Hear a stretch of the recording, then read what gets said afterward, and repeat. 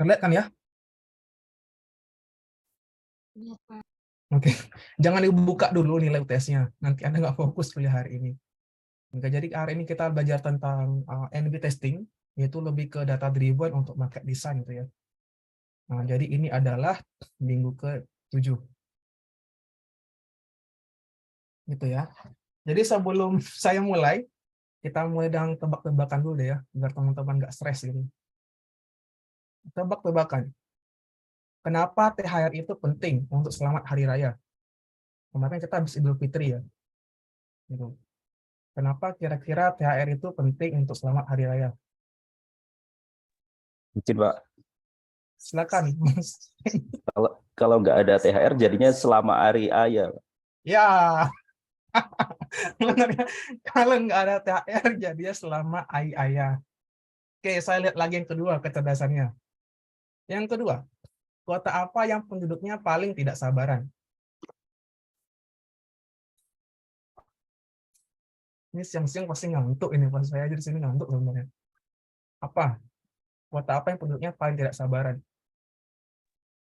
Cikarang bukan, Pak? Kenapa Cikarang? Maunya Cikarang. Iya, karena Cikarang ya. Tuh maunya Karena Cikarang. nggak mau becok. Sebentar alarmnya bunyi. Benar ya, Cikarang karena nggak mau becok. Oke, kita udah serius lagi. Jadi untuk A/B testing ya, lebih mudahnya saya bikin resume saya sendiri. Nah, jadi kalau teman-teman belajar RST kemarin ya, itu udah Anda pelajari tentang uji beda gitu ya, uji T atau T-test gitu. Nah, jadi sebenarnya A/B testing itu kayak yang sama dengan uji T gitu ya. Atau kalau teman-teman nanti cari beberapa paper di bidang manajemen gitu ya, atau di bidang marketing, nanti mereka ada yang mengganti namanya sebagai bucket testing gitu. Jadi bucket testing, A/B testing gitu ya, itu sama dengan uji T. Jadi kita ingin melihat uji beda gitu ya, antara dua hal gitu. Nah, tujuannya adalah karena di sini di bidang manajemen, jadi tentu kita ingin mengevaluasi dua hal ya, A dan B tadi. Nah, untuk melihat bagaimana engagement-nya gitu ya, bagaimana satisfaction-nya terhadap service gitu ya. Misalnya dia menawarkan service pertama dan service kedua gitu. Nah, jadi kan kita bisa bandingkan kira-kira service mana yang diterima oleh konsumen gitu ya. Jadi kita bisa gunakan A/B testing gitu. Jadi itu mudahnya. Nah, jadi juga di sini ada beberapa marketplace yang kalau Anda cari di Google ya, banyak mereka gunakan tuh A/B testing untuk Uber gitu ya, untuk Lyft, Airbnb, TaxRabbit dan seterusnya gitu. Nah, jadi beberapa A/B testing ini populer sekali di marketplace itu untuk uji bedanya gitu ya.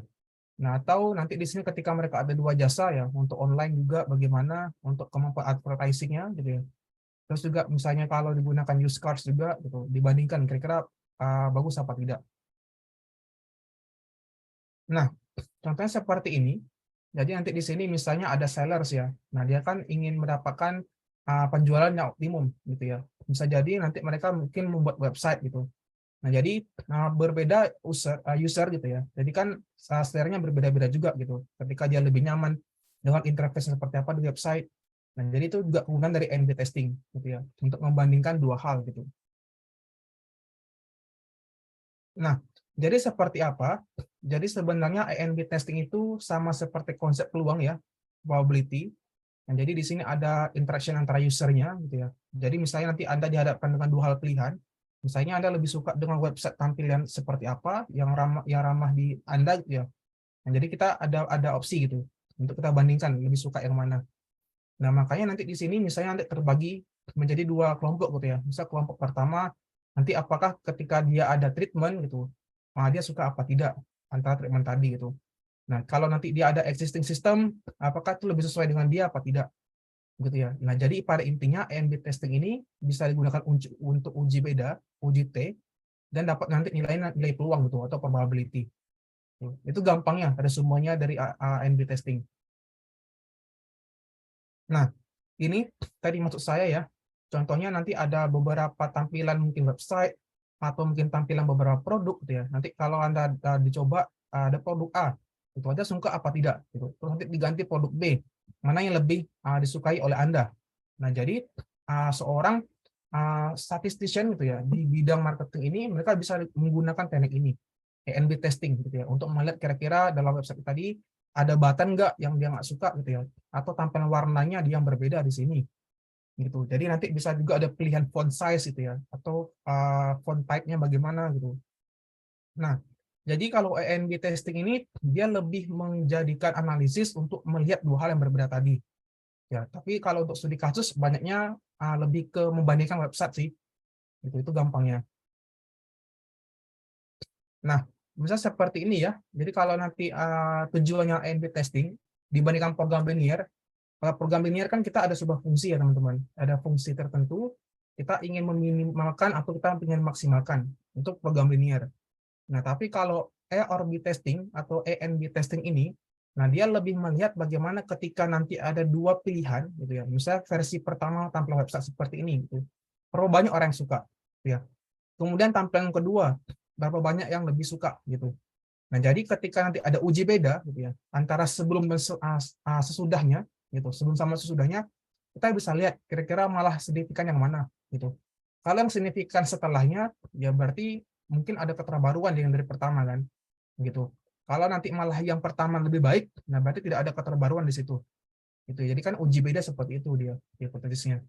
Jadi nanti teman-teman bisa menggunakan uji T dengan sama gitu. Ini mudah sebenarnya kok. Nah, jadi uji uji AMB ini untuk apa tujuannya? Jadi yang pertama adalah tentu ya, karena tadi dia ada opsi, gitu ya. Jadi berangkat pertama kita ada opsi di sini. Makanya kan dia ada peluang gitu ya. Kira-kira peluangnya berapa kalau dia ada di kelompok pertama gitu. Peluangnya berapa ketika dia ada kelompok kedua gitu. Nah, karena kita ada peluang, karena kita banyak ada option, nah tentu kan kita nggak mau yang namanya apa namanya risiko kita besar gitu. Nah, tentu kan kita ingin yang kita berikan adalah yang diterima oleh semua orang gitu ya. Ketika nanti Anda ada sebuah produk, tentu kan itu diinginkan oleh semua segmentasi pasar gitu ya. Nah, makanya A/B testing ini bisa digunakan untuk simulasi gitu ya. Jadi simulasi pertama berapa banyak yang suka di A, yang kemudian simulasi kedua berapa banyak yang suka ke B gitu. Nah, jadi kita bisa gunakan A/B testing ini sebenarnya gitu.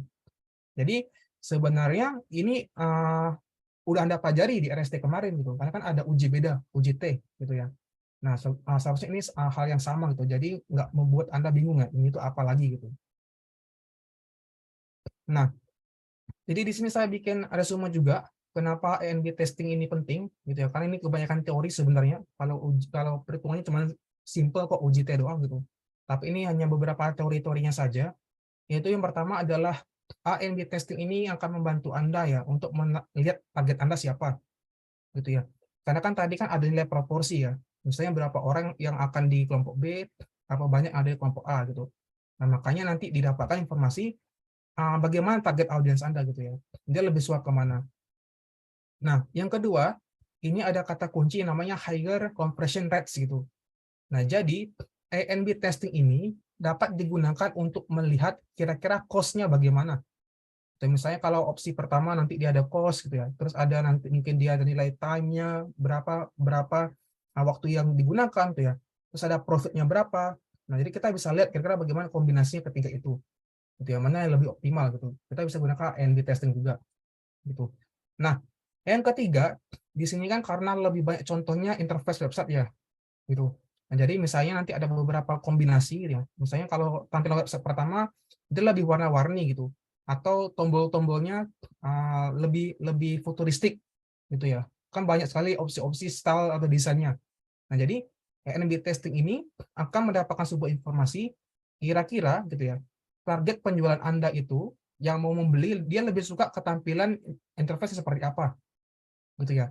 Nah, maka itu bisa digunakan juga untuk mendapatkan di sini informasinya bahwa pergantian tren. Gitu ya. Misalnya kalau tahun sekarang kita suka dengan beberapa website yang dia lebih futuristik gitu. Nah, jadi kita bisa melihat kira-kira bagaimana tren dari website tersebut. Nah, yang keempat, di sini ada kata kunci namanya merendahkan ya, atau reduce bounce rates gitu. Nah, jadi tujuannya ada website, kita kan ingin menggunakan agar semua orang ngeklik kan ya. Jadi kan ada traffic di situ. Nah, makanya kita bisa melihat kira-kira bagaimana kombinasinya tadi. Gitu ya. Jadi kita ingin bahwa website kita itu banyak dikunjungi oleh orang.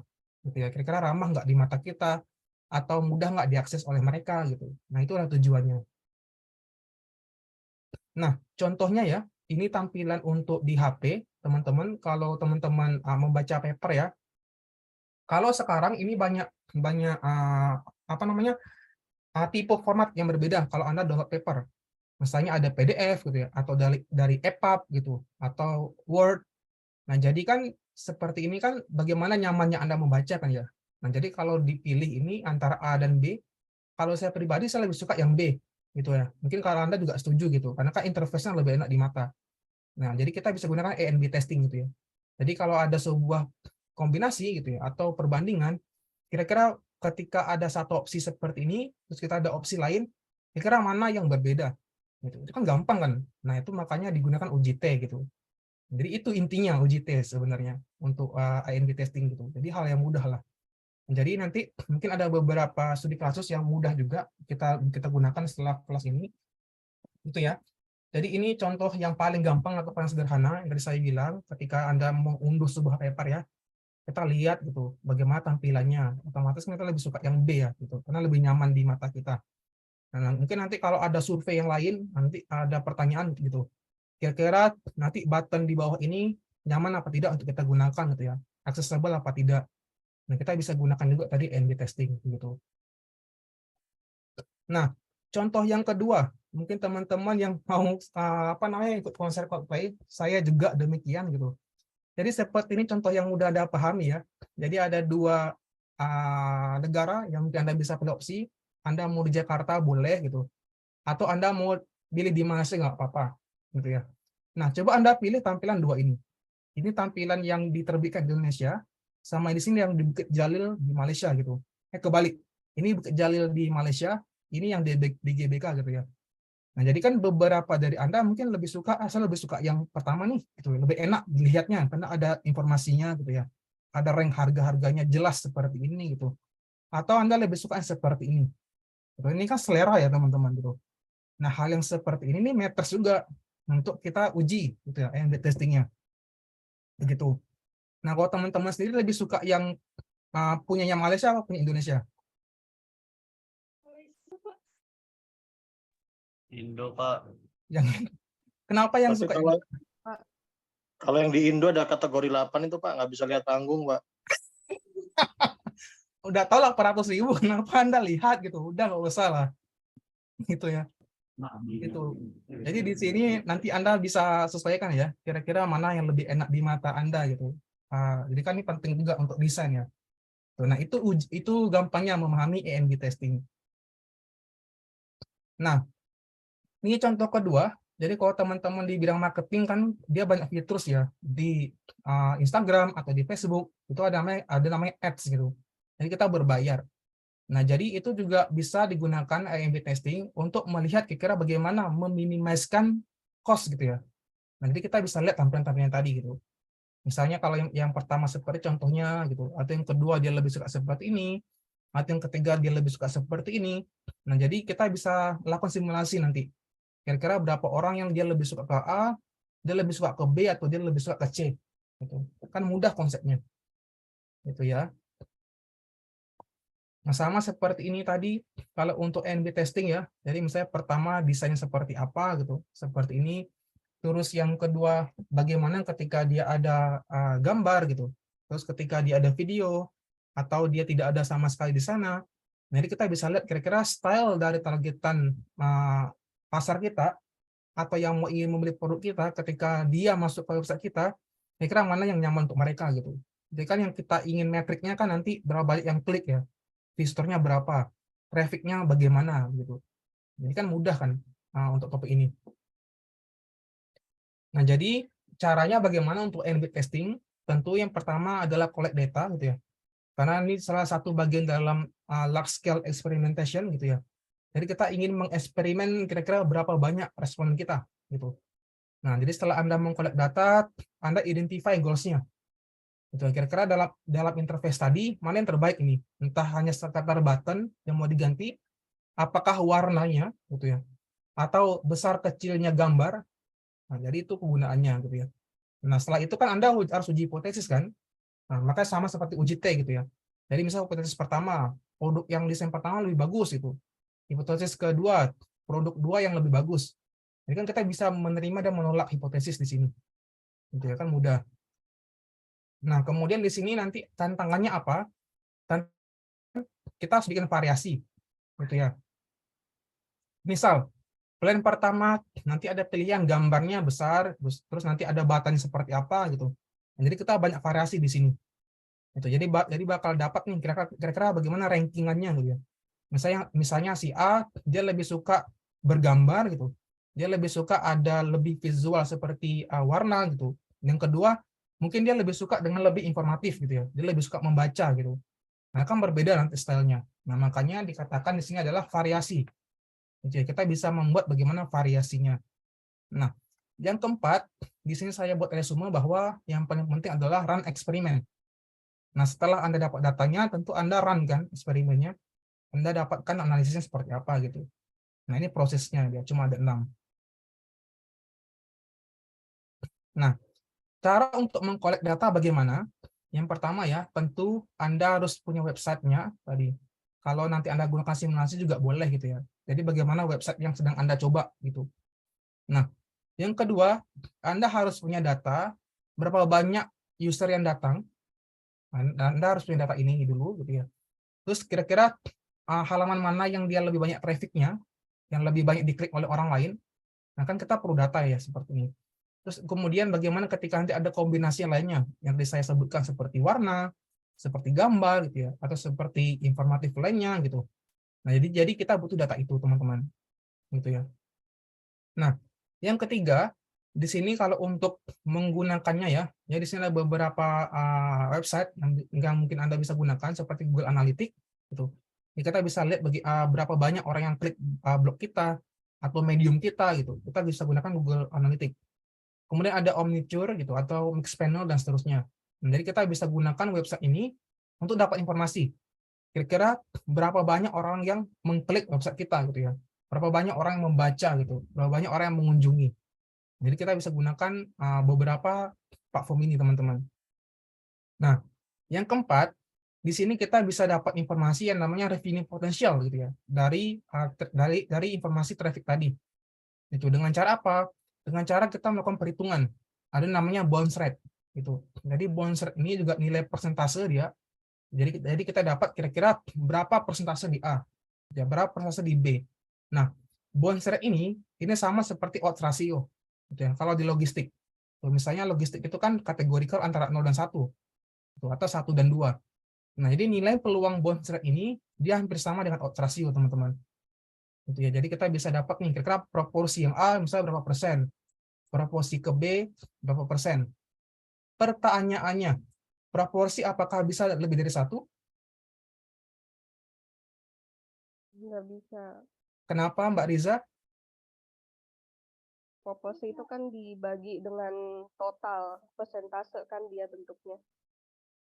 Iya, betul. Jadi kalau ada soal proporsi lebih dari 1 itu pasti ngawur, teman-teman ya. Jadi nilai proporsi itu nilainya dari 0 sampai ke 1 gitu. Oke, berarti sudah pada paham. Karena ini mudah sebenarnya. Oke, yang rumitnya mungkin di sini adalah bagaimana ketika Anda bisa mengidentify goals gitu ya. Nah, tujuannya di sini kan Anda ingin dapat informasi ya. Kira-kira apa nih bisa saya perbaiki? Entah warna website, entah susunan button-buttonnya itu untuk diklik-klik tadi, gitu ya. Atau informasi yang kurang kah? Gitu ya. Atau Anda ingin menambahkan fitur-fitur lain. Nah, makanya yang paling penting adalah goals-nya apa, gitu ya. Identify goals-nya dulu seperti apa gitu. Nah, jadi sini sudah saya bikin gitu ya. Jadi misalnya kalau nanti goal-nya adalah sebatas mengklik button, ya Anda mungkin bisa ganti klik-klik button tadi ya. Entah dia ukuran shape atau circle gitu. Atau seperti apalah gitu ya. Untuk di website saya juga kurang paham gitu. Jadi di sini ada beberapa opsinya. Nah, kemudian Anda harus menggenerate nama hipotesis gitu ya. Anda buat hipotesis seperti apa, terus Anda set nanti taraf signifikansi alfa gitu ya. Nah, pertanyaannya itu nilai alfa biasanya digunakan berapa persen? 0,05. Kapan kita gunakan 0,5, kapan kita gunakan untuk yang lain alfanya? RST ini.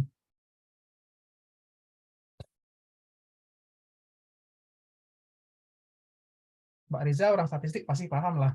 Yang lain teman-teman?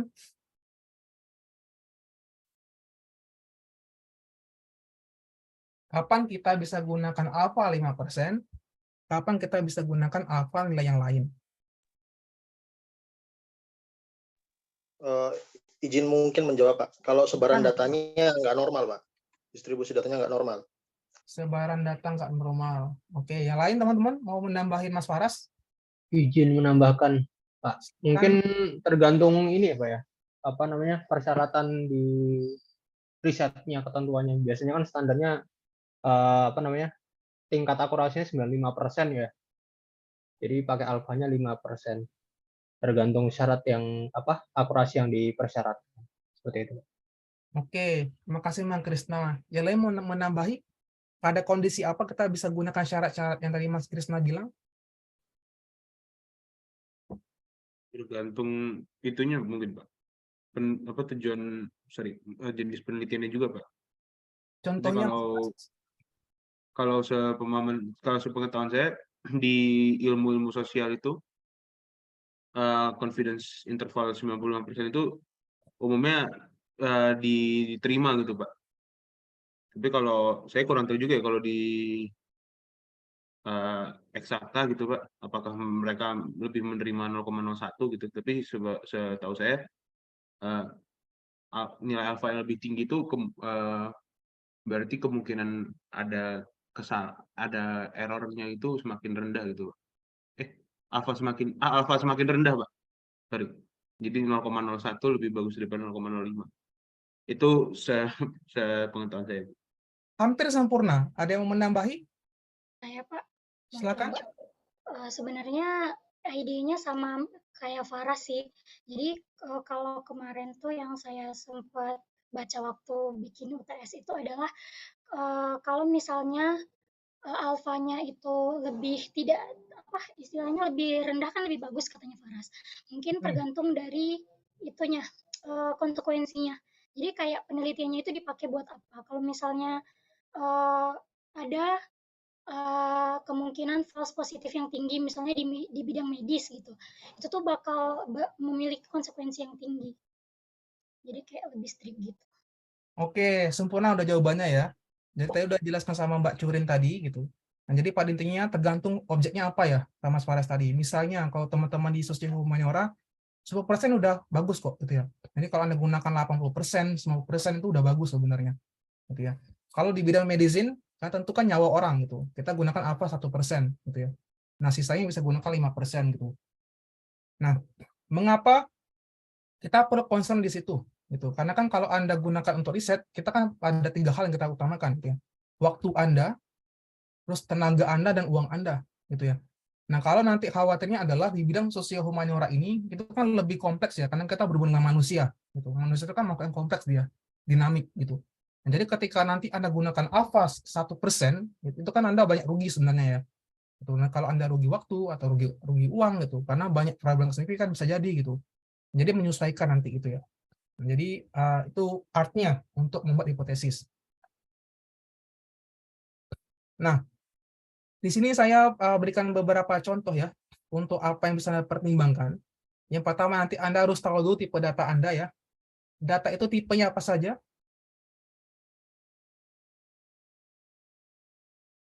Tipe data? Kualitatif, Pak. Terima kasih. Yang lain? Empat tipe data Pak. Ordinal, nominal, rasio, interval. Oke, terima kasih Mas Andi. Sudah dijawab ya tipe-tipe data itu menyesuaikan nanti bagaimana satuannya gitu. Nah, terus tentu di sini harus kita jawab dulu ya. Kira-kira apakah eksperimen kita itu trust gitu? Baik apa tidak? Nah, makanya kita harus deskripsikan bahwa eksperimen kita itu baik gitu, correctly implement. Jadi sudah dibikin dengan bijak mungkin. Gitu ya. Terus kemudian example-nya tentu kan kita ingin melihat bagaimana difference. Jadi kita melihat bagaimana treatment ya. Treatment ada placebo gitu. Kira bagaimana uji bedanya tadi. Nah, yang kedua, di sini ada namanya OIC gitu ya, overall evaluation criterion gitu. Nah, jadi ketika bagaimana ketika apa yang kita kerjakan itu kira-kira mendekati goal kita apa tidak, gitu ya. Terus bagaimana primary outcome-nya gitu, terpenuhi apa tidak gitu. Nah, contohnya misalnya seperti ini adalah kita mendapatkan nilai revenue gitu ya. Revenue generate from the new product gitu. Kan tujuannya kalau kita gunakan revenue, kalau kita ingin dapatkan new product ya tentu kita ingin dapat revenue kan. Nah, kita kan melawan sebuah yang baru gitu. Jadi kita bisa lakukan metrik namanya OIC. Nah, kemudian di sini ada juga metrik yang namanya quartile. Nah, ini lebih ke ketika nanti Anda beberapa option ya. Misalnya Anda spend uang untuk advertising gitu atau iklan. Nah, kira-kira iklan tadi efektif apa tidak? Nah, makanya Anda bisa melakukan komparasi ya. Kira-kira bagaimana total company revenue-nya bagaimana? Terus bagaimana ketika nanti ada perbandingan time series untuk active user-nya bagaimana gitu ya. Jadi kita bisa gunakan nilai quartile ini. Nah, yang keempat, di sini kita bisa gunakan diagnostik. Jadi kita mengira gitu ya, atau kita buat asumsi sendiri gitu, bagaimana OIC tadi. Apakah baik apa tidak kita gunakan. Nah, terus kita bisa lihat bagaimana hasil dari eksperimen kita, baik atau tidak gitu ya. Nah, kalau baik, kalau nanti hasilnya dia lebih bagus ada terakhir, ya tentu kita harus fokus di sana. Ya, tadi karena ada pilihan beberapa visualisasi website yang terbaru, entah dia pergantian gambar, atau dia pergantian ada tambahan warna gitu. Nah, berarti kita bisa fokus di situ. Jadi itu adalah salah satu contoh untuk A/B testing atau A or B testing. Gitu ya. Nah, ini ada beberapa contohnya gitu. Nah, jadi kalau nanti digunakan untuk variasi ya, yang ketiga tadi, tentu Anda gunakan variation. Nah, ini mungkin setiap dari kita berbeda-beda ya. Mungkin saya mikirnya beda, mungkin Mas ini beda gitu, mungkin Mbak Curin beda gitu ya, atau mungkin Mbak Riza beda lagi gitu. Nah, karena ini lebih ke domain knowledge kita masing-masing teman-teman. Nah, jadi kalau mungkin saya lebih suka yang dia lebih informatif dibandingkan lebih banyak gambar, nah saya lebih suka di sana. Nah, mungkin kalau Mas Harisnu mungkin dia lebih suka yang berwarna gitu. Jadi beda-beda gitu ya. Nah, jadi nanti setiap dari kita mungkin mempunyai variasi yang berbeda untuk kita bikin tadi. Nah, itu adalah resumenya gitu ya, dari sekian banyak teks di sini. Begitu. Nah, jadi bagaimana cara kita bisa kerjakan? Ya kita bisa membuat namanya call to action atau seperti plan ya. Nah, jadi tentu kalau ditanya bagaimana caranya ya tentu kita harus melihat alternatif lain. Itu kita bisa lihat misalnya Anda menjual produk pakaian. Nah, Anda kan bisa mampir ke tempat lain ya atau platform lain gitu atau lapak lain. Kira-kira bagaimana tampilan dalam websitenya gitu. Nah, jadi Anda bisa lakukan hal yang sama gitu ya. Gitu. Jadi Anda bisa meniru gitu ya. Anda bisa langsung lakukan modifikasi gitu. Gitu ya. Jadi itu salah satu yang bisa Anda lakukan untuk call to action di sini. Nah, ini sama tadi yang saya bilang variation. Tadi intinya adalah tentu nanti bergantung pada kita sendiri ya. Karena kita punya selera masing-masing. Nanti ada yang lebih suka ke headlines, terus ada yang lebih suka ke call to action gitu ya. Lebih banyak teks, saya lebih suka di sini, lebih banyak teksnya karena saya lebih suka dengan apa yang saya baca gitu ya, imajinasikan gitu. Nah, jadi berbeda-beda di sini. Jadi ada yang suka dengan layout juga, ada lebih suka ke dia lebih ke gambar daripada tulisan gitu ya. Ada yang lebih suka warna di sini dan seterusnya. Jadi saya bilang tadi setiap dari kita mungkin berbeda di sini untuk cara mendapatkan nilai variasi atau opsi-opsi tadi. Nah, yang terakhir adalah saya ngomong terakhir langsung segar semua. Yang terakhir adalah run eksperimen. Gitu ya. Jadi run eksperimen ini nanti Anda bisa analisis. Saya jamin ini nggak bakal makan waktu lebih dari 10 menit karena sebatas uji T gitu ya. Uji T dan juga uji Z gitu. Nah, jadi kita gunakan uji beda. Kira-kira yang pertama dan yang kedua lebih bagus yang mana gitu ya. Nah, jadi yang paling penting nanti di sini adalah uji beda dan adalah variasi gitu ya. Jadi nanti mungkin ada beberapa opsi. Misalnya opsi pertama, dia lebih suka headline, dia lebih suka warna. Gitu. Nanti opsi kedua, kira-kira dia lebih suka yang bergambar dan atau dia lebih suka yang dia lebih banyak teksnya. Gitu. Jadi kan opsi dia kan, plan-plannya bagaimana. Nah, intinya di situ sebenarnya. Kalau untuk analisis ini mudah sekali dibandingkan program linear gitu ya. Jadi di sini untuk analysis resultnya ya ini bergantung ke kita ya. Jadi tentu tadi saya tanya tipe data. Nah, data yang bisa digunakan untuk A/B testing ini adalah lebih ke continue. Gitu ya. Nah, jadi kita bisa gunakan A/B continue ini. Terus ada beberapa tips yang saya harus Anda miliki. Salah satunya ada confidence level gitu ya. Nah, jadi confidence level ini penting ya. Kalau Anda gunakan untuk regresi peramalan gitu. Jadi kita bisa lihat bagaimana confidence levelnya gitu ya. Gitu. Atau juga ada yang kedua namanya confidence interval gitu. Nah, interval ini kita bisa dapatkan nilai batas atas dan juga batas bawahnya, teman-teman. Nah, jadi itu penting untuk Anda dapatkan informasinya ya, tambahan di sini. Jadi harapannya nanti Anda ketika Anda olah, Anda dapat nilai percentage increase-nya berapa persen. Ketika dia lebih suka ke produk terakhir gitu ya. Mungkin kita bisa bandingkan odds rasionya. Nah, kita dapat juga confidence levelnya berapa, misalnya 5%, 1% gitu. Jadi kita bisa gunakan nilai-nilai metric di sini. Nah, yang ketiga, tentu kan kita kan ingin uji beda, uji T gitu. Nah, tentu kita ingin dapatkan nanti nilainya bagaimana.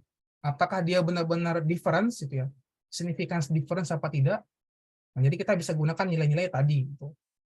Nah, yang keempat, jika Anda sudah dapat opsi-opsinya tadi, ya itulah Anda harus perbaiki ya. Jadi kalau nanti ada opsi gambar yang harus Anda perbaiki, atau warna, nah itu bergantung bagaimana hasilnya nanti. Begitu. Nah, ini singkatnya gitu untuk memahami A/B testing ini. Gitu. Nah, contoh yang terakhir seperti ini gitu ya. Misalnya di sini 50%. Kalau orang melihat variasi A itu ada sekitar 83% dia conversion. Gitu ya. Jadi kalau dibandingkan itu lebih bagus nilai yang atas tadi dibandingkan yang ke bawah gitu ya. Nah, mudah kan? Mungkin begitu. Di sini ada beberapa contohnya. Contoh yang ada di Google ya. Nanti kita belajar di Google aja. Untuk latihannya soalnya belum saya buat. Nanti ada soal yang mudah juga sih untuk Anda kerjakan. Mana yang mudah dulu di sini. Nah, ini dulu. Ini yang paling mudah. Ini linknya sudah saya berikan di eMAS ya. Saya dongengkan dulu teman-teman. Ini ada salah satu yang bagus untuk Anda baca. Jadi dia sebutkan bahwa A/B testing ini gitu ya, digunakan untuk marketplace online gitu. Jadi kita bandingkan bagaimana ketika dia ada kontrol yang versi pertama gitu ya dibandingkan dengan versi yang lainnya gitu. Nah, makanya di sini subjeknya dia bisa ada lines, bisa ada email bodies, ada web page gitu ya, ada app screen, banners dan seterusnya gitu. Nah, jadi kita bisa gunakan nilai A/B testing ini untuk membandingkan mana yang terbaik gitu ya. Nah, karena tadi yang tadi Mbak Riza bilang kalau ini adalah proporsi teman-teman, jadi makanya kita akan dapat nilai T nanti ya, uji T tadi. Gitu ya. Atau di sini kita dapatkan nilai namanya confidence interval gitu. Nah, di sini ada ukuran statistik yang kita dapat. Yang pertama adalah response rate-nya atau p-hat-nya ya. Terus ada alfanya. Nah, jadi alfanya nanti tergantung ya. Kalau Anda gunakan 5% boleh. Kalau Anda 1% boleh gitu, 10% juga nggak apa-apa gitu. Nah, kemudian di sini kita ada Z, nilai Z itu karena dia mengikuti distribusi normal gitu. Kita dapat nilai Z-nya. Nah, yang terakhir adalah kita dapat nilai N atau variannya gitu. Nah, di sini karena dia tidak ada data mentah ya, kita bangkitkan datanya teman-teman di sini. Nah, jadi di sini kita bangkitkan data ya, gitu. Kita bangkitkan misalnya X ini adalah berapa banyak yang diklik sama dia.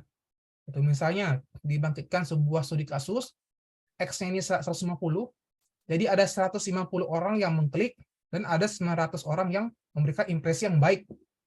Gitu ya. Nah, jadi di sini kita akan dapat nilai confidence intervalnya gitu. Nah, jadi setelah Anda runningkan di R ini, jadi ini uji proporsi namanya gitu ya.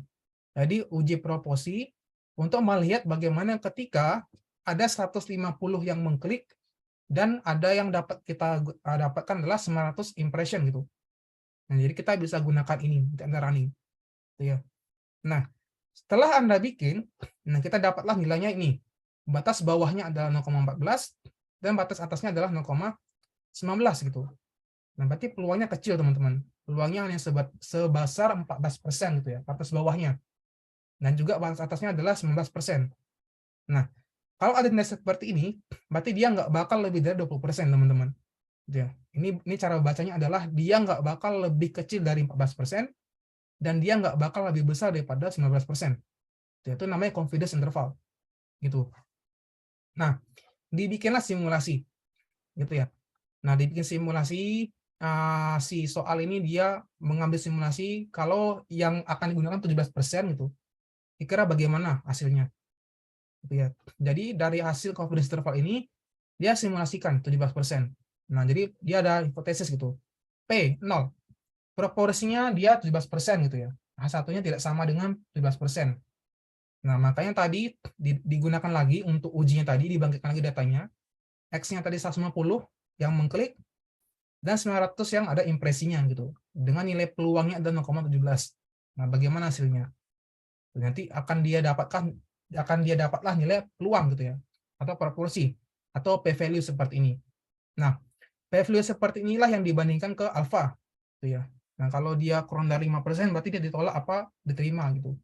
Nah, atau kalau Anda nggak menggunakan p-value, Anda bisa gunakan chi-square gitu ya. Chi-square ini nanti Anda bandingkan ke tabel gitu.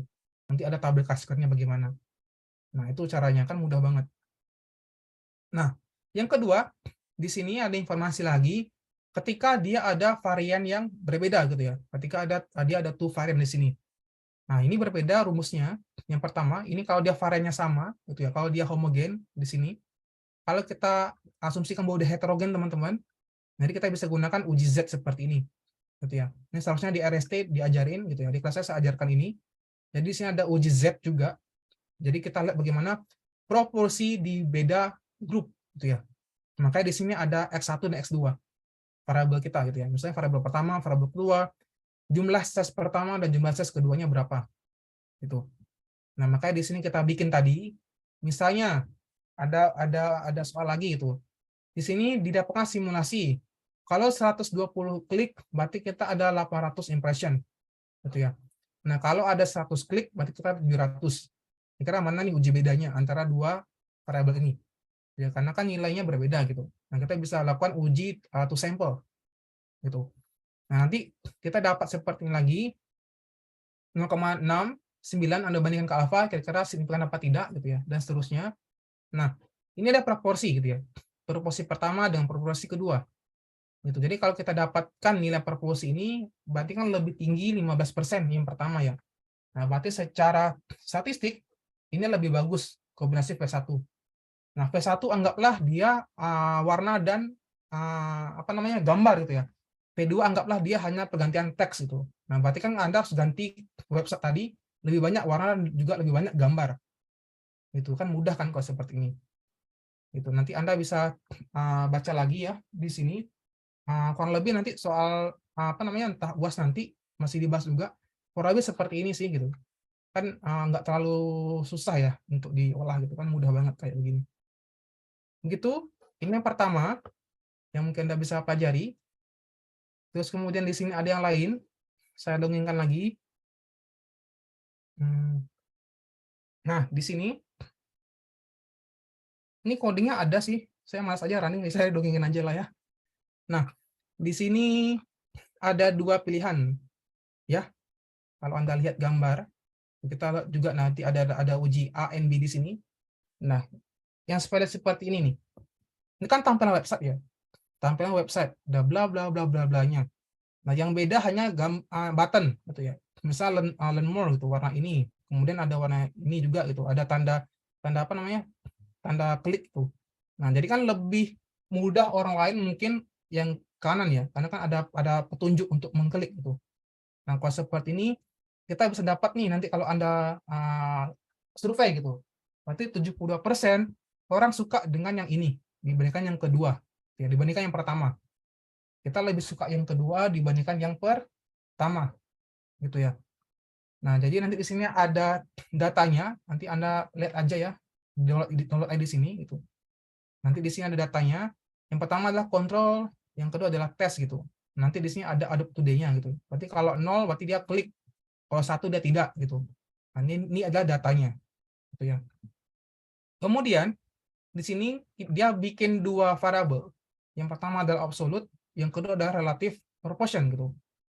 Jadi di sini dia bikin informasi ya, nilai proporsi di tabel tadi nama eksperimen data kita. Ya, ini nama variabel kita. Kemudian di sini dia menggunakan margin ya, add margin nilai proporsi gitu, agar dapat seperti ini. Karena dia ingin membuat margin gitu. Jadi dia dapat kondisi pertama yang klik berapa gitu ya, yang kontrol berapa itu. Nah, jadi kita akan dapat data seperti ini. Nilai proporsi apps tadi. Tuh. Kemudian di sini karena dia gunakan sama uji T ya. Jadi mau apapun itu dia gunakan uji T, uji Z di sini. Ya teman-teman ya. Nah, jadi di sini didapatkanlah ketika dia dapat nilai uji statistiknya berapa. Nah, dia ada dapat nilai p-value-nya gitu.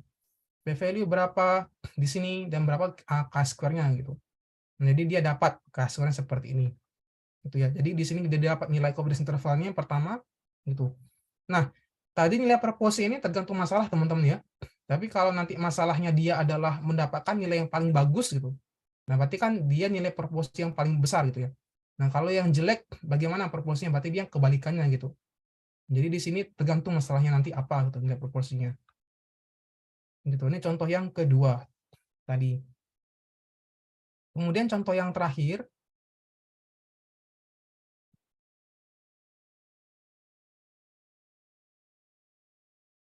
Bukan ini. Oke, nah ini. Ini yang lebih mungkin lebih complicated ya. Karena di sini ada beberapa informasi kita dapatin. Itu saya dongengkan lagi.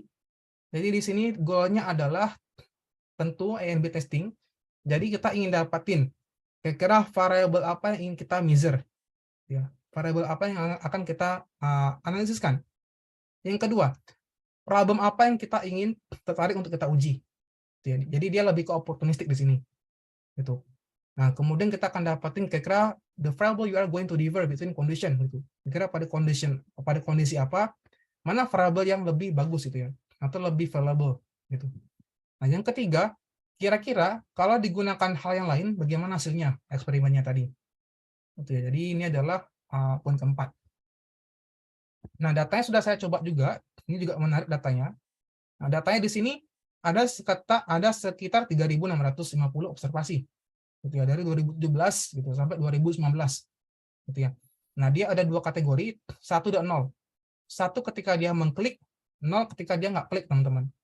Jadi dia ada data time series itu.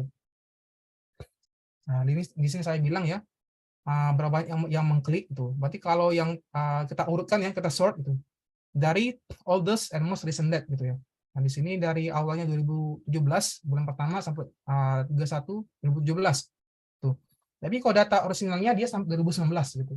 Nah, jadi ini mungkin contoh dia aja untuk dia analisiskan. Gitu ya. Nah, yang pertama, dia mengkonversikan datanya tadi karena dia kan dalam bentuk harian, teman-teman. Jadi kita ingin konversi dalam bentuk mingguan. Boleh kok. Kalau nanti Anda mau konversi dalam bentuk bulan juga boleh gitu. Nah, ini caranya. Gitu ya. Jadi pertama dia ingin convert ke minggu gitu ya. Di sini ini adalah codingannya, nanti Anda coba aja. Ini udah saya coba, nggak ada masalah ya. Jadi kita dapat konversinya di sini. Jadi minggu yang paling banyak adalah minggu pertama untuk diklik. Ya tentu kan, ya namanya awal-awalan pasti dia lebih hot ya dibandingkan yang terakhir gitu. Nah jadi kalau ibarat di kampung saya ya, kalau ada jualan gitu, ada yang bilang anget-anget ayam gitu. Karena dia lebih baru, orang tuh banyak banget datang gitu ya. Makin lama pasti sepi gitu. Nah, itu kurang lebihnya kalau di kampung saya gitu. Jadi ini hal sama mungkin bisa jadi hanya berhipotesis gitu. Nah, jadi ini dapatlah bahwa yang pertama dia lebih banyak peluangnya dibandingkan yang lainnya gitu. Nah, jadi kalau dia berkurang tentu kan tergantung Anda ya. Anda menggunakan ads atau Anda menggunakan paid promote gitu ya. Atau Anda mau endorse benda korla juga nggak apa-apa, terserah Anda, asalkan nilainya ini tinggi di sini, conversion rate-nya. Itu ya. Jadi kan banyak hal yang bisa dikerjakan. Gitu. Nah, kemudian di sini kita hitung nanti bagaimana nilai min-nya. Dia menghitung nilai min-nya ya di sini, nanti Anda running aja, dapat nilai min-nya berapa di sini. Minggu pertama, kedua, ketiga, dan seterusnya gitu. Sampai ke 43 observasi. Nah, kemudian dia ingin lihat bagaimana seasonalnya. Ya, jadi time series-nya bagaimana untuk musimannya. Jadi kita lihat di sini nilai conversion rate-nya itu tertinggi sekitar minggu ke 30-an. Gitu ya. Ini aja sekitar berapa nih? 60 nggak nyampe. 58 paling. 58 di sini 57 gitu. Nah, ini conversion rate-nya gitu. Jadi nggak terlalu bagus lah, karena dia nggak di atas 75%. Gitu ya. Nah, makanya di sini dia bikin model. Karena kan dia nilainya binary ya, 0 dan 1. Nah, dia bikin model logistik. Gitu. Nah, jadi di sini karena dia udah dapat nilainya tadi ya, nilai eksperimen tadi, misalnya di sini dia menggunakan model logistik gitu, dapat nilainya tadi P1-nya 0,54, simulasi ya 0,4, kemudian P2-nya 0,64 gitu. Jadi nilai B-nya 0,5, alfanya 0,5, powernya 0,8. Pertanyaannya adalah bagaimana setting ini. Ini terserah kita gitu ya. Tapi maksimalnya power itu 1, teman-teman. Dari 0 sampai 1 gitu ya. B ini terserah kita gitu. Dari minus dari minus sampai positif gitu. Infinity gitu ya. Jadi B ini terserah kita nilainya berapa. Alpha kita nilainya 1%, 5%, 10%. Power itu nilainya 0 sampai 1 gitu ya. Jadi dia dapat simulasinya ada sekitar 758 observasi gitu. Nah, kemudian di sini dia bikin contohnya lainnya untuk power bagaimana ketika 5% gitu di Agustus, berarti ada sekitar 3008 observasi. Jadi ini hanya simulasi saja gitu ya, dibandingkan sama dia teman-teman. Nama juga kata-katakan large scale eksperimen ya. Makanya dia nggak ada data yang exactly seperti apa, dia hanya memperkirakan bagaimana simulasinya gitu, agar dia mencerminkan kondisi realitanya. Jadi itu tujuan simulasi. Gitu ya. Jadi di sini dia gunakan lagi dibandingkan nilai ramalannya ya, bukan ramalan, simulasi dengan nilai aktualnya gitu. Jadi seperti ini. Ini kalau Anda lihat kontrol sama tesnya dibandingkan gitu. Apakah dia fittingnya perfect apa tidak? Ya. Nah setelah itu baru dia bikin model regresi teman-teman di sini. Jadi dia mau bikin model regresi gunakan model GLM atau Generalized Linear Model regresi biasa ya gitu. Nah di sini kalau Anda lihat ya. Jadi kalau Anda lihat di sini kenapa gunakan binomial gitu. Yang tadi kan karena Y kita binary teman-teman, 0 dan 1. Jadi kita gunakan family di sini adalah binomial. Gitu ya. Jadi kalau nanti Anda ingin belajar GLM, saya ada buku GLM, nanti saya bisa share juga di Mas, jadi Anda bisa coba-coba nanti ketika family-family yang lain, seperti Gaussian, gitu, ada Poisson, negatif binomial, gitu ya. Mungkin nanti Mbak Riza bisa bantulah jelasin ke teman-temannya nanti gitu, di family-family GLM ini. Jadi kita dapatlah nilai regresi kita, gitu ya. Jadi modelnya adalah minus 1,61 ditambah 1,15 gitu. Nah, berarti hubungan intersektnya adalah hubungan negatif di sini, teman-teman. Gitu ya. Jadi ini adalah model kita, gitu, yang digunakan oleh dia tadi. Gitu ya. Ini sama seterusnya dia gunakan yang lain, gitu ya. Misalnya tadi gunakan power berapa, dia gunakan power yang lain, gitu. Dia gunakan purpose yang lain. Ya, tadi kan dia gunakan 0,54 sama 0,64 gitu. Terus dia gunakan tadi lagi 0,39 sampai 0,59. Nah, kayak gitu seterusnya gitu. Kan namanya simulasi. Jadi kita dapat, jadi nanti Anda gunakan juga gitu ya. Jadi dapatlah kira-kira mana yang terbaik gitu. Apakah simulasi pertama atau simulasi yang kedua. Gitu ya. Nanti Anda bisa coba sampai ke bawah di sini. Jadi dia nggak susah sih, karena dia lebih banyak simulasi saja, teman-teman. Gitu ya. Jadi nanti di terakhir ini baru dia akan dapat informasi kira-kira mana yang terbaik. Gitu. Nah sampai di sini simulasi ke-4 ya. Kalau saya nggak salah ini ke-4. Oke, benar yang ke-4. Jadi dia bandingkan lagi 0,49 dengan 0,64 gitu. Kira-kira bagaimana hasilnya. Nah, jadi dia dapatlah kira-kira conversion rate-nya berapa yang pertama gitu ya, dan juga bagaimana conversion yang lainnya. Gitu. Tapi kalau seperti ini yang terbaik adalah yang kedua gitu ya. Jadi konversi yang kedua yang lebih baik daripada konversi yang pertama. Gitu. Nah, jadi pada intinya adalah kesimpulannya adalah nanti kalau Anda membaca ulang di sini, yang pertama ini, yang ini adalah cara untuk membangkitkan data. Gitu ya. Dia gunakan untuk simulasi karena dia nggak ada data mentah. Ini yang pertama. Kemudian yang kedua adalah yang ini. Gitu ya. Dia ada data teman-teman, nanti Anda download namanya di sini. Eksperimen data. Jadi di sini kita bisa gunakan uji T yang sederhana gitu ya. Tapi ada nilai marginnya gitu. Nah, yang ketiga tadi yang saya bilang di sini adalah dia ada banyak simulasi. Jadi simulasi pertama bagaimana, simulasi kedua bagaimana, ada simulasi ketiga bagaimana, gitu. Jadi ada 3 masalah gitu, 3 masalah tapi maksud yang sama gitu ya, karena kan ingin melihat bagaimana uji beda antara A sama B gitu ya. Jadi saya ulangi lagi biar nggak bingung. Yang pertama di sini adalah dia bangkitin data, gitu ya, karena dia ada perbedaan beberapa klik gitu, dan atau apa namanya responsnya, impresinya berapa, simulasi, gitu. Dia bangkitin data. Terus yang kedua tadi di sini dia ada data, tapi dia ada margin, gitu ya, proporsi antara condition dan juga kontrolnya bagaimana di sini. Dan yang ketiga adalah simulasi. Gitu ya. Dia mensimulasikan. Ya, karena kalau opsi pertama bagaimana, opsi kedua bagaimana, nah opsi ketiga bagaimana. Nah nanti kalau ada soal gitu ya, bangkitkanlah data bla bla bla bla. Jangan jangan gunakan ini, gitu ya.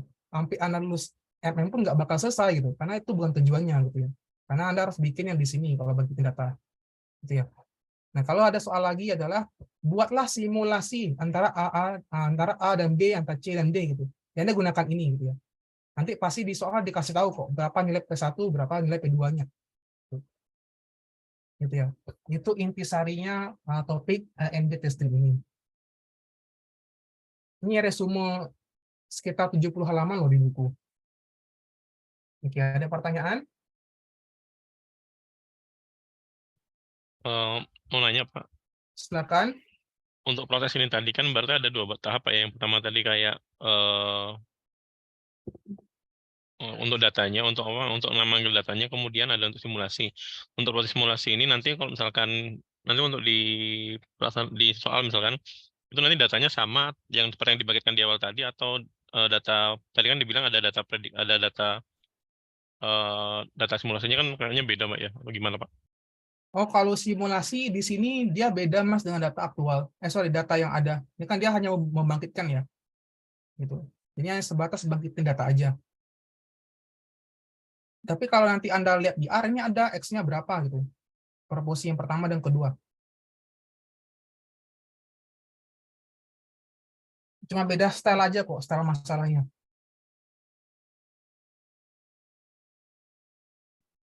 Tapi kalau di prosesnya itu dia simulasi itu menggunakan data yang sama atau menggunakan data testing yang lain Pak? Atau seperti apa? Oh, data yang sama Mas, dengan observasi yang sama. Dari itu yang sama kok datanya.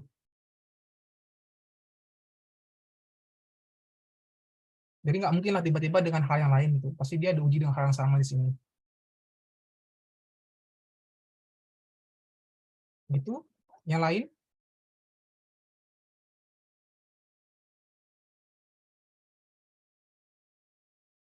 Ini jangan deh, ini taruh sukar, taruh slide ini.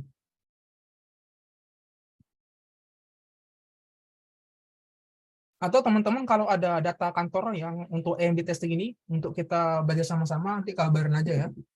Karena kalau data kayak gini, susah sih dapat data primer. Makanya dia lebih suka dibangkitin kan. Kan nggak mungkin kan ada industri yang dia tiba-tiba ngasih share data kayak begini gitu. Misal Anda jualan produk A dan B gitu. Misal produk A rasanya apa, kemasannya seperti apa gitu. Nanti Anda gunakan produk ke B, nanti dibandingkan Anda survei. Itu nggak mungkin ada data kayak gitu kan, kalau untuk level yang UMKM gitu. Yang lainnya pertanyaan, ini mudah kan? DRST diajarin kan ya, OJT kan? Jangan bilang enggak ini. Diajarin ini, Anda aja yang lupa. Diajarin kok Pak, cuma kayaknya kami masih perlu sambil meraba-raba juga ini. Maksudnya untuk ngesimulasi sendirinya. Ya nggak apa-apa. Bagus lah ngeraba-ngeraba daripada nggak sama sekali. Ini ada waktu 15 menit lagi. Habis ini ada workshop di FEB. Kalian nggak ikut ya? Tentang big data. Oh, untuk semester 1 ya tadi ya. Nggak apa sih, kalau Anda mau ikut boleh. Nanti belajar text mining dari dasar. Sampai ke analisisnya, sentimen. Gitu. Nanti kalau mau, nanti saya kasih linknya lah. Nah ini dia.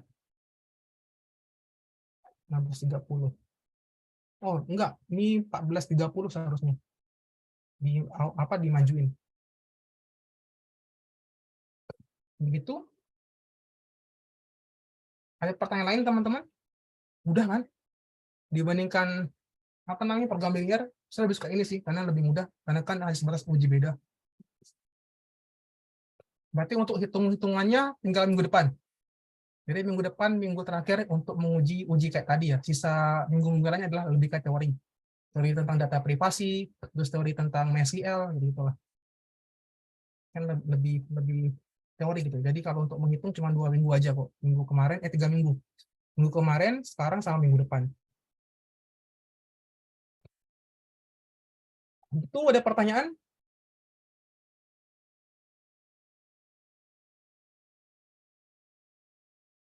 Tidak ada, Pak, mungkin izin Pak. Mas Sedikit Krisna. Pak, yang tadi udah di akses PPT-nya. lewat emas nggak Pak? Iya, PPT masukin Mas. PPT dan tadi beberapa tutorial apa ya tadi dari website. Tutorialnya udah, PPT-nya belum. Nanti mungkin hari Baik, Senin saya ngasih ada beberapa soal yang bisa dikerjain berkelompok ya. Begitu paling. Jadi hari Senin ada soal lah beberapa itu, jadi bisa dikerjain berkelompok, jadi nggak masalah ya. Ada pertanyaan lain teman-teman?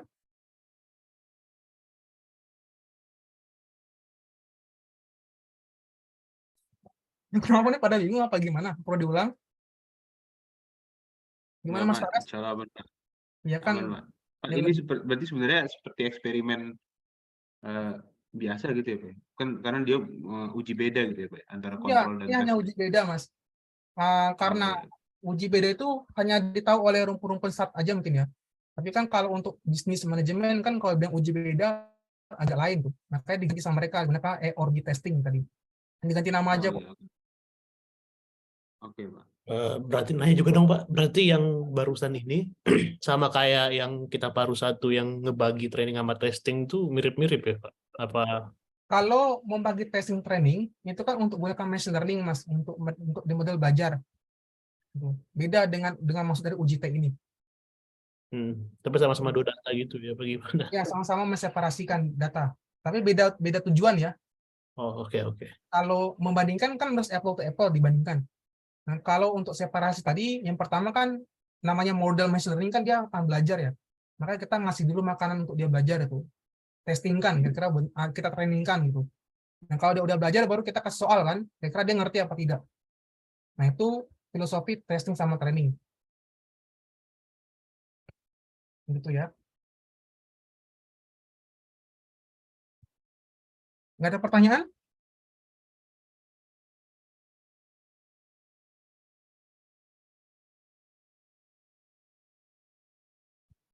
Kalau nggak ada pertanyaan, nanti saya kasih linknya ya untuk kelas text mining. Jadi kalau teman-teman tesisnya text mining, mungkin akan terbantukan gitu. Karena nanti saya ajarkan cara ngambil API di Twitter.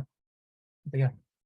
Oke, kalau begitu sekian dari saya. Assalamualaikum warahmatullahi wabarakatuh.